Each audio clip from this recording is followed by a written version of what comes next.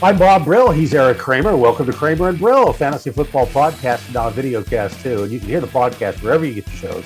All you can see all the video cast on YouTube by going to my Bob Brill YouTube channel, or you can find the links for all of this at kramerandbrill.com. That's the easiest way. Go to our website. Right at the top, you'll see a link that says latest podcast here. Click that. It'll take you right there. You can see that one or all the ones previously. And if you go, there's a little video just off to the left of center. It says click here for the video. Just click on that. That'll take you right to the YouTube video as well. So that's the easiest way. Check it out. Week 2, divisional play. If you followed our advice last week, this is what you would have seen from your fantasy players. We liked and recommended Josh Allen, 5 touchdowns, 308 yards, 66 running. Singletary, 81 and 2 scores. Knox had 5 for 89 and 2 scores. I told you to pick up and make sure you played Goddard, 6 catches, 92 yards. Brady, 271, 2 scores. Mike Evans, 9 for 117 and a touchdown. Patrick Mahomes, of course, 404, 5 touchdown passes. Kelsey had 5 for 100, a touch, and even threw a touchdown pass. Dak Prescott had 254. Deebo Samuel, 72 and a touch, plus 3 catches. Elijah Mitchell, 96 and a touchdown. Schultz for 7-8 for 89. Renfro, 8 catches, 58. Josh Jacobs at 83. Derek Carr, Joe Burrow, Jamar Chase, 9 catches, 116 yards, plus 23 rushing. Mac Jones, even in a losing cause, had a couple of touches with 232. And I said to pick up Kendrick Bourne, 7 catches, 77 and 2 scores. So if you had your fantasy guys out and you listened to those picks we gave you, you did pretty well. The winners this week, well, among the quarterbacks, you have to say Patrick Mahomes and Josh Allen. And I'll throw in Matt Stafford. This guy was brought in here to win a playoff game and then some. Like, he was specifically brought in here not just to get to the Super Bowl, but to win it. And so nobody had more pressure, in my opinion, than Matt Stafford coming into this game, because he had been at times horrible this year in throwing interceptions for touchdowns. Had a great game, start to finish. Obviously, they relied on a great defense that really nobody saw coming, and a great running game, but he himself did not make any mistakes, and that was awesome. The other guy I'll throw in there is Jimmy Garoppolo. Even though he at times tried to lose the game, the Cowboys didn't want it and gave it back, namely that interception he threw late in the game. But the guy who I'll give the assist to in that game is Jerry Jones, because I think Boomer Esiason said it best at halftime of that game. Who builds a $2 billion stadium that runs east to west and then puts windows in either end zone, which is what happened to Cedric Wilson in that first half, where he would have caught an easy 3rd down catch, didn't see the ball because of the sun, and the ball goes whistling by his right earlobe. So I just think that, Jerry, for all that he's done, has sort of undone the Cowboys as well. He is one football fanatic who is a control freak. Right. I think that sums him up more than anything else. I met him a couple of times years ago. I was getting some autographs and mini helmets. Great guy as far as walk. He says, walk with me. He's on the phone where he's signing autographs. But you're right. He's done some strange things over the years. Taking a look at the running backs, you got to give props to Mitchell and Jacobs both. Both had really, really good, solid end of seasons and really good, solid weekends too. And here's the guy I'll point out. Cam Akers, coming back in the same season from a torn Achilles tendon. I don't think that's ever been done before. That's bizarre. And then came back and was huge, not just dominant in between the tackles and running over people like he did with Budda Baker, but elusive also. And he's also the guy that was on the receiving end of Beckham's double pass. So he played a great game. And I didn't think that was going to happen out of him, but it did. And I think, again, that just speaks to, in my opinion, not only him, but what an incredible job he did to come back. But I think Sean McVay also, as a play caller, definitely went in with the game plan to dominate, and then did.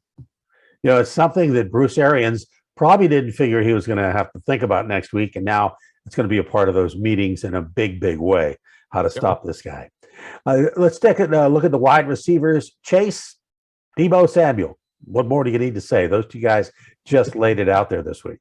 I love it. And I think, Deebo Samuel's probably the best running back who plays receiver, probably ever. And then Jamar Chase, in my opinion, is the second coming of Jerry Rice, because when the ball's in the air, number one, it's his and only his. Number two, at the top end of routes, that guy is sturdy. Nobody bumps him around.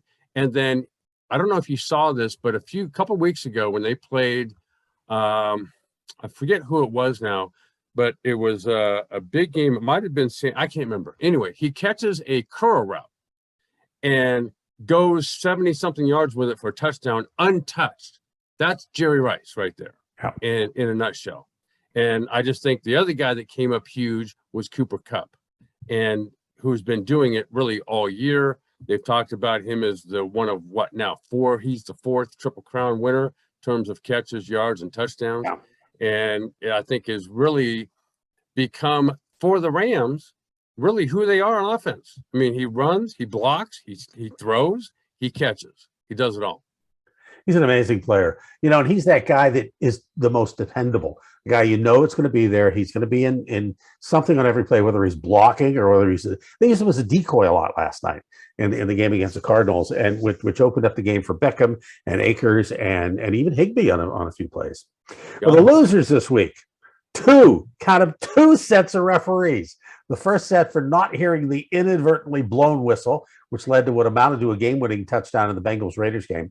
And the other referee team, which ran off the field in the Dallas game as time ran out, despite the fact that the umpire ran into Dak Prescott, which ate up a full second, did not allow Dallas to get the play off, just 23 yards away from the end zone of what could have been a game-winning play. Unbelievable. Well, let me take the first one of those two, which is the inadvertent whistle during that game, which you mentioned, the Bengals over the Raiders. So at halftime, Bill Cowher, longtime coach, Hall of Fame coach, points out this is inexcusable. Like, with the technology available today, you've got umpteen thousand cameras at the game, and you've got Joe Blow sitting in his home on the couch, eating chips, drinking a beer. He can hear the whistle, but the game does not allow you to review that play. That is insane. So the technology is now outpacing the rules in the way they're enforced and called, that is absolutely asinine to everybody watching. And I think it cheapens the game that you've got, everybody can see what the officials first can't see or hear, and then can't review. I don't get that, because you've got billions exchanging hands every year, guaranteed through TV contracts and so forth. This makes no sense, and I don't know what to say about that, other than we've kind of talked earlier in the year about, okay, why aren't officials full-time officials? Why isn't that the only thing they do during the week? I don't know. But again, why is New York, who reviews every play of every game, why aren't they allowed to jump in themselves? They're making the rules. Yeah. Then the thing about it is, sound travels. And the thing about sound is, if you're hearing sound that actually happened half a second or maybe even a second before you heard it, it's like the starter's gun when you're getting ready to run the 50 or 100-yard dash. If you listen to the starter's gun, you're going to be off the blocks later, because the sound at the end, if the gun is at the end of the track, that sound travels, and right, by the time it gets to you, it's maybe even a second. And a second in this case was a lot of time. There's no way this should not have been reviewed, or at least referees discuss it and say, we made a mistake. And in the other game, when it came to the play where the umpire has to put the ball down, umpire has to touch the ball and put it down. That's the rule. Okay. Well, if the umpire puts the ball down and then runs into the player who's going up to address the ball, he's got to be able to say, wait a second, my timeout. I delayed this game because the game's integrity now is on the line in that case as well. Agree? Totally.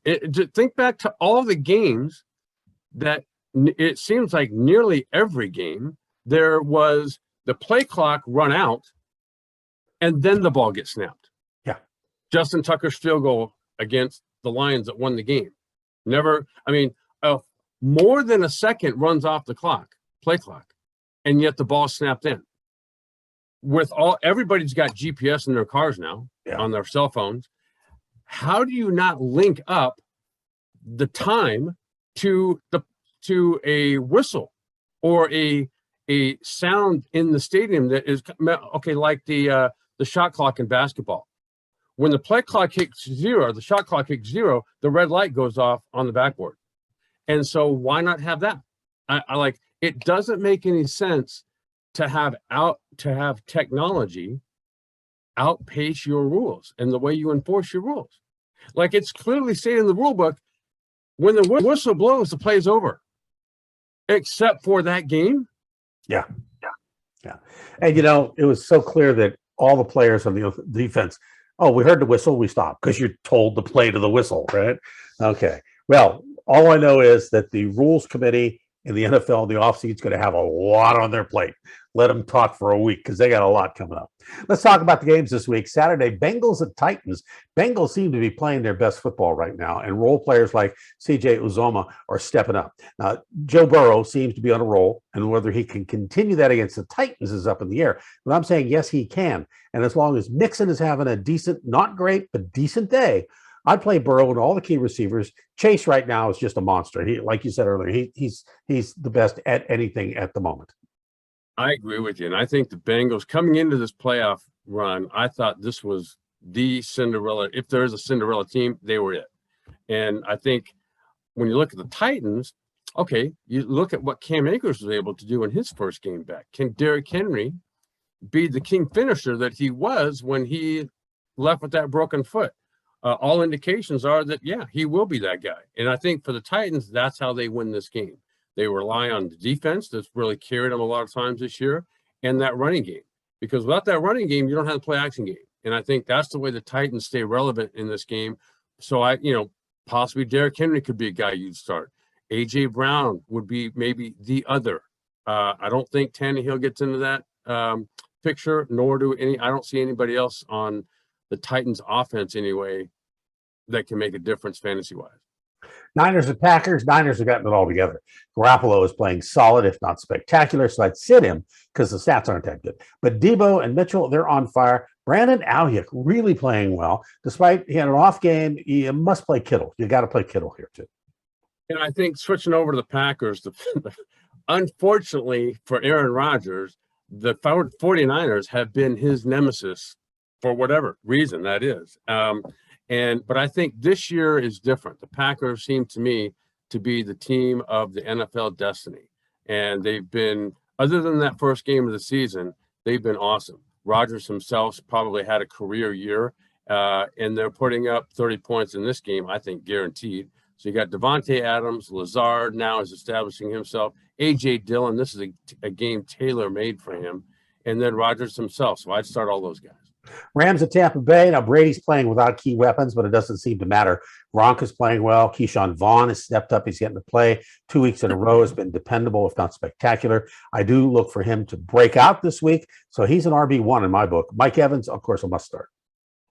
And let me say this. The Rams aren't the Eagles. And I think what got exposed there for the Eagles was Jalen Hurts specifically, I think, was overwhelmed, and his play showed it, and his lack of timing and execution showed it. But I think the Rams are just the opposite of that.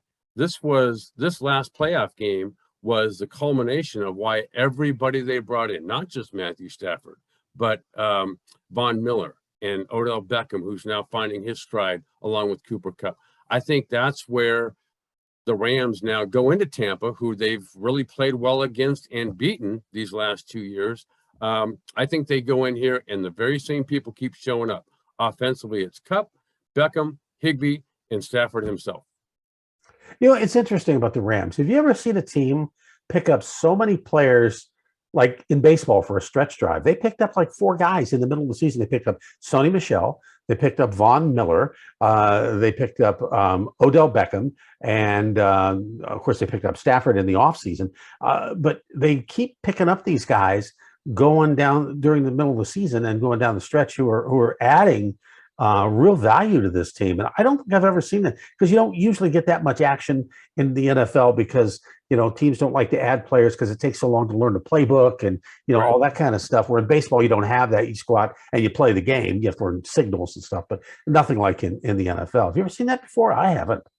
Well, in the NFL, I'm trying to think. No, but it's kind of reminiscent of the Steinbrenner Yankees. Yes. And on the good years. And so I think that's a reflection of Sean McVay. I think he drives that ship with the Rams, and you can see his passion and motivation for this team. That did not sit well with him losing that Super Bowl. And I think he went about constructing this team to get, not only just get there, but win, and win convincing. I think I think his goal is to win the Super Bowl in a convincing fashion that there's no question who's going to win the Super Bowl. Yeah. At home. At home, correct. Bills and Chiefs. This could have been the AFC Championship game. They are, in my mind, the two class teams, Tennessee aside. Casey must find a way to stop Josh Allen, and I don't know that they can. I look for him to light it up, and if that happens, you must play Knox, Diggs, and Davis. I'd play Singletary as well. They may not win this game, but I think those are the fantasy players you have to depend on in this game. I think you set that up well. However, what you might be forgetting is that the Chiefs' defense, let's say these last 10 weeks of the season, has been dominant. And that sea of red that their Bills are now going to step into, that's not the Bills Mafia. And they're back in action too. And the Chiefs on both sides have been dominant. Patrick Mahomes, in my opinion, as good as and great as Josh Allen is, nobody can touch Mahomes right now. And it's been that way now for multiple weeks, probably the whole back half of the season. And so although in commercial terms, he's not the sneakerhead, he is Patrick Mahomes. And he's got Kelsey, as you just mentioned earlier, Hill, now McCole Hardman starting to assert himself. They've all hit in their strides offensively. I don't see the Chiefs losing this game, and I see them getting in the Super Bowl. And I think this is going to be a great game for them offensively as well. Just a reminder that coming up the week after the AFC and NFC championship games, the show that we do then is our annual Super Bowl show. And once again, we're going to have Rodney Peete, your former teammate with the Lions, an NFL quarterback, and Vince Ferragamo, the only LA Ram that has taken a team to the Super Bowl and in the Coliseum. And so Vince will be with us. We'll have Vince and you and Rodney and me, and we're gonna have a good time with that game. That'll be the week after the podcast after the championship games leading up to the Super Bowl. By the way, what team was that that Ferragamo's Rams lost to in Super Bowl? They lost to the Pittsburgh Steelers. Did they really? Yes, they did. Yeah, they were leading at halftime, and Jack Lambert made a comment. I forget what he said, but I said we're going to come out for the second half, and the Steelers dominated the second half, came back and won that Super Bowl. So, and Vince has never lived it down. There you have it. Kramer and Brill, fantasy football podcast, now a video cast as well. You can hear the podcast on iTunes, Stitcher, Libsyn, Odyssey, and wherever you get your podcasts. And now you can also see the video cast on YouTube by going to my Bob Brill YouTube channel, or by finding the links for all of this at kramerandbrill.com. That's the easiest way. For my friend and colleague Erik Kramer, I'm Bob Brill.